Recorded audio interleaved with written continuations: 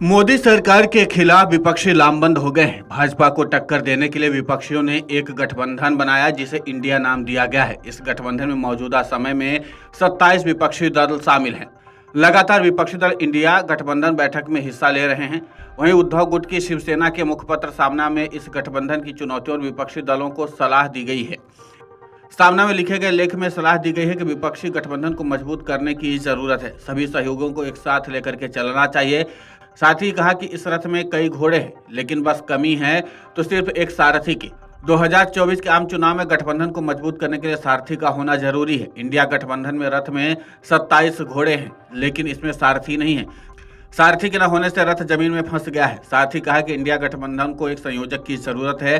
सामना में कहा गया कि जो लोग कहते हैं कि संयोजक की कोई आवश्यकता नहीं है, वो इंडिया गठबंधन को नुकसान पहुंचा रहे हैं। साथ ही सहयोगी दल कांग्रेस पर सामना में तंज कसा गया है, जिसमें कहा गया कि कांग्रेस 138 साल पूरे होने का जश्न मना रही। इसके बजाय कांग्रेस को आने वाले आम चुनाव में कम से कम 150 सीट जीतने का संकल्प रखना चाहिए। बता दें कि उद्धव ठाकरे के नेतृत्व वाली शिवसेना भी इंडिया गठबंधन का हिस्सा है। चर्चा है कि विधानसभा चुनाव में करारी हार के बाद 2024 के आम चुनाव में भाजपा से मुकाबला करने के लिए गठबंधन के दलों के बीच संयुक्त अभियान सीट बंटवारे रणनीति पर विचार विमर्श करने के लिए मंगलवार को नई दिल्ली में बैठक हुई।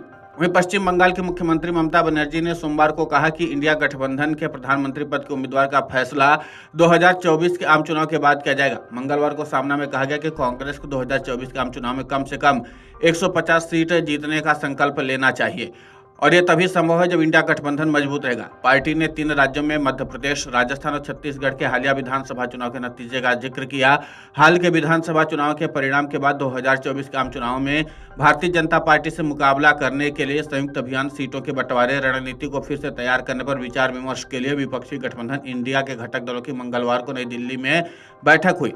पश्चिम बंगाल के मुख्यमंत्री एवं तृणमूल कांग्रेस प्रमुख ममता बनर्जी ने सोमवार को कहा था कि गठबंधन इंडिया की ओर से प्रधानमंत्री पद के उम्मीदवार का फैसला 2024 के आम चुनाव के बाद किया जाना चाहिए। उद्धव ठाकरे से जब यह सवाल पूछा गया कि उनकी बात पर बिहार के सीएम नीतीश कुमार से हो रही है, तो उन्होंने जवाब दिया कि मैं तो बिहार गया नहीं हूँ और मुझे वहां गए हुए 5 महीने हो गए। इसके अलावा उन्होंने फिर कांग्रेस पर भी निशाना साधा और कहा कि 5 साल पहले तीनों राज्य कांग्रेस जीती थी और लोकसभा चुनाव हार गई थी। एमपी और राजस्थान में भी इंडिया गठबंधन नहीं था। 18 दिसंबर को अरविंद केजरीवाल दिल्ली पहुंचे, शिवसेना अध्यक्ष उद्धव ठाकरे और ममता बनर्जी से मुलाकात की।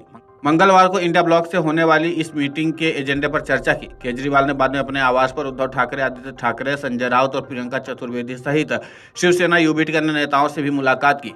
पश्चिम बंगाल के मुख्यमंत्री से मुलाकात के बाद केजरीवाल ने एक्स पर एक पोस्ट में कहा कि शिष्टाचार मुलाकात के दौरान देश के राजनीतिक मुद्दों पर चर्चा हुई, लेकिन चर्चा क्या हुई है, किन किन विषयों पर चर्चा हुई है, अभी तक तो कोई नेता इस पर कोई पर्चा खोला नहीं है। लेकिन माना जा रहा है कि जिस तरीके से इस बैठक में सभी ने सकारात्मक संदेश दिए हैं, तो क्या माना जा रहा है कि इसमें बहुत सारी बातें लगभग क्लियर हो गई। सीटों के बंटवारे पर क्या आम सहमति बन गई है, क्योंकि बैठक अब खत्म हो चुकी है और बैठक के बाद सभी नेताओं ने कहा कि बहुत सकारात्मक दृष्टिकोण में चर्चा हुई है। वीडियो डेस्क कमरुजाला.com। अगर आप ये वीडियो YouTube पर देख रहे हैं तो हमारे चैनल को सब्सक्राइब करें और बेल आइकन को दबाना ना भूलें। अगर आप Facebook पर ये वीडियो देख रहे हैं तो हमारे पेज को लाइक करें।